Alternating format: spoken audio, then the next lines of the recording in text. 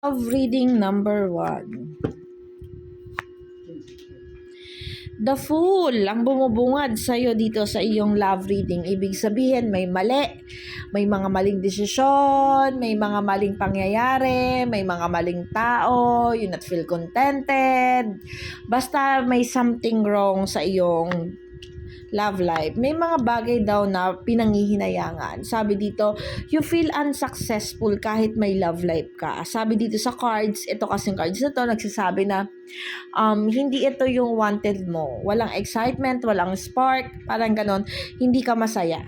May mga bagay na pinanghihinayangan ka na tumatakbo dito sa iyong relationship, no?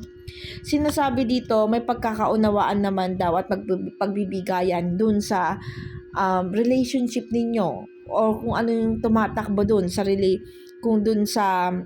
kung anong meron kang ngayon, yung love life mo.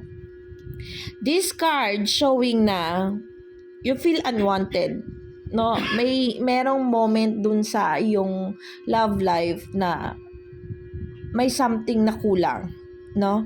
Sabi dito sa cards, yung relationship nyo, may guidance naman siya ng universe, okay naman siya, kaya lang parang kulang sa workout, kulang sa work, kulang sa mga spark, kulang sa pagkilos o paggawa, no? Parang nakaka-boring, nakakayamot, ganun yung nakikita ko dito.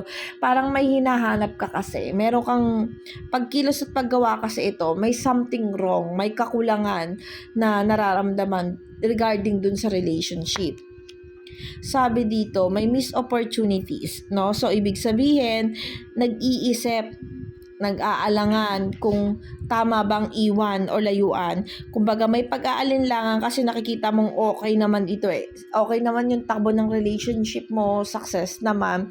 Hindi nga lang contented. Hindi nga lang, kulang nga lang nga sa pagkilos o paggawa, sa spark na tinatawag o dun sa happiness, no?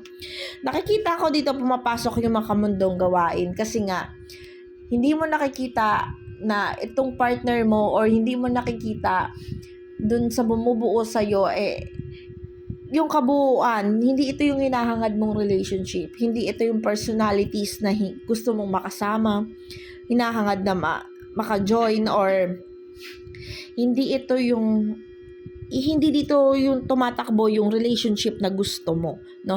Kaya pumapasok itong makamundo. Ang makamundong gawain, ito na si third party, ito na yung pumapasok na dito yung mga maling gawa, no? Kaya naiisipan o nagagawa mo yung mga bagay na ganyan kasi hindi mo gusto kung ano yung tumatakbo dun sa relationship mo sa ngayon. Sabi dito sa cards, full of emotions ka kasi may mga bagay na pinanghihinayangan ka, may mga bagay na hindi ka sigurado kung ano talaga yung tatakbuhin ng iyong relationship. Sabi dito, determinado ka naman maging masaya. Determinado ka naman na makahanap or gusto mo naman talaga na may nandiyan para sa tabi mo, no? Kaya lang, yung taong kasama mo sa ngayon, hindi mo siya nakikita in the future. Kung sino yung kasama mo sa ngayon, hindi mo nakikita yung happiness o yung saya.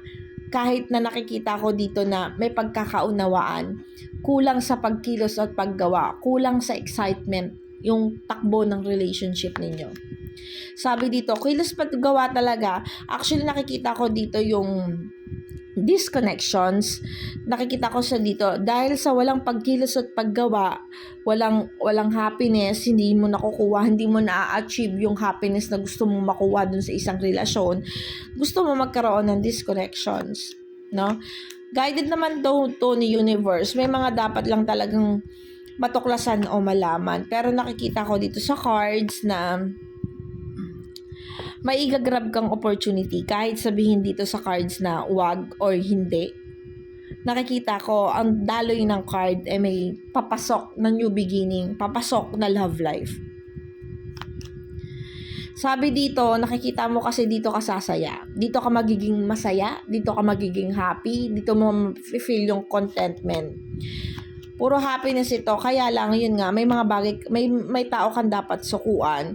Pero itong taong dapat mong sukuan, nararamdaman mo kaya kang ipaglaban or okay naman siya or sabihin man natin na Hindi ka naman sinukuan, inilaban ka naman, kulang lang talaga.